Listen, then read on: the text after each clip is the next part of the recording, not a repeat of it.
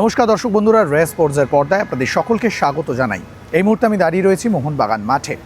আগামী পরশু ডুরান্ট কাপের সেমিফাইনালে নর্থ ইস্ট ইউনাইটেড এফসির মুখোমুখি হবে সবুজ মেরুন ব্রিগেড। কিন্তু সেমিফাইনালের আগে এক রাশ সমস্যায় মোহনবাগান, আর সেই নিয়ে বিচলিত সবুজ মেরুন শিবির। ঠিক কী সমস্যায় রয়েছে মোহনবাগান? আপনারা সকলেই জানেন, কোয়ার্টার ফাইনাল গতকাল খেলেছে মোহনবাগান, যেখানে তারা জামশেদপুর এফসিকে পেনাল্টিতে টাই ব্রেকারে সাডেন ডেতে গিয়ে ম্যাচ হারিয়েছে এবং সেই ম্যাচের পর মাত্র দুদিনের ব্যবধান, তারপরেই তারা সেমিফাইনাল খেলবে। আজ মোহনবাগান মাঠে অনুশীলন করলেন তারা। আগামীকাল সকালে 10:15 বিমানে কলকাতা ছাড়ছেন মোহনবাগান ফুটবলাররা। দুপুরে শিলং পৌঁছে বিকেলে সেখানে একটা অনুশীলন করবে।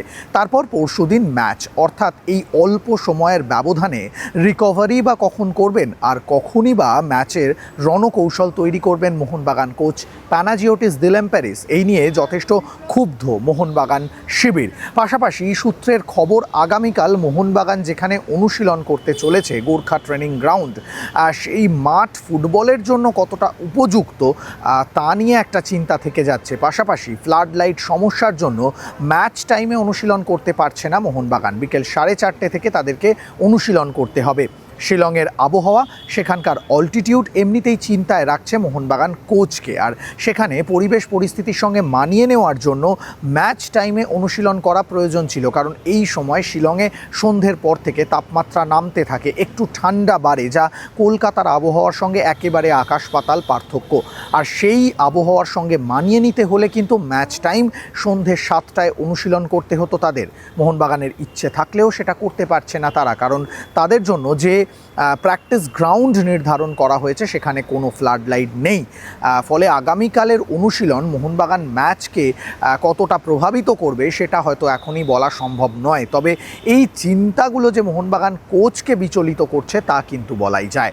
পাশাপাশি চোট চিন্তায় জর্জরিত মোহনবাগান শিবির। আপনারা সকলেই জানেন, গতকাল জামশেদপুর এফসির বিরুদ্ধে ম্যাচে প্রথমার্ধেই মাঠ ছেড়েছিলেন ডেজান ড্রাজিচ।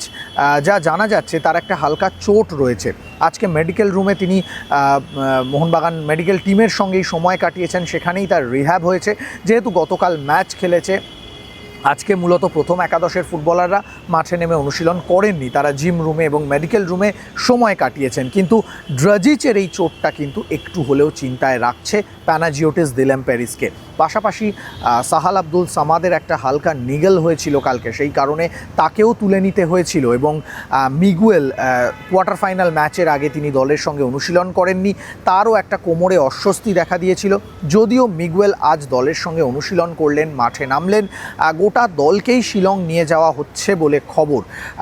প্রথম একাদশে কারা থাকবেন তা এখনই নিশ্চিত করে বলা যাচ্ছে না। এমনকি ছাং থেকেও আজকে দলের সঙ্গে পুরো দমে অনুশীলন করানো হয়েছে। ফলে শেষ পরিকল্পনাটা হয়তো প্যানাজিওটিস দিলেম্পেরিস তিনিই করবেন, যে নর্থ ইস্টের বিরুদ্ধে কাদেরকে মাঠে নামাবেন। কিন্তু এতগুলো ফুটবলারের চোট সমস্যা অবশ্যই কোচকে চিন্তায় রাখবে।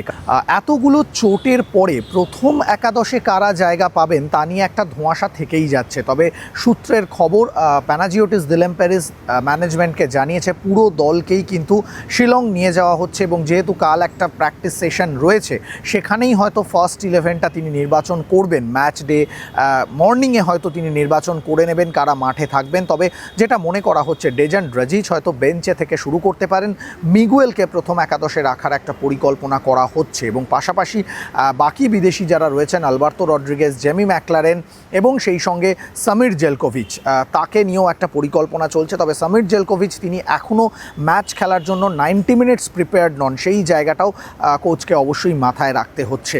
সব মিলিয়ে নর্থ ইস্ট ইউনাইটেড এফসির বিরুদ্ধে সেমিফাইনাল খেলতে যাওয়ার আগে একরাশ চিন্তা ভিড় করে আসছে মোহনবাগান শিবিরে। এখন দেখার, সেমিফাইনালে নর্থ ইস্ট ইউনাইটেড এফসিকে হারিয়ে মোহনবাগান কি ডুরান্ট কাপের ফাইনালে জায়গা করে নিতে পারবে? সেই অপেক্ষায় মোহনবাগান জনতা।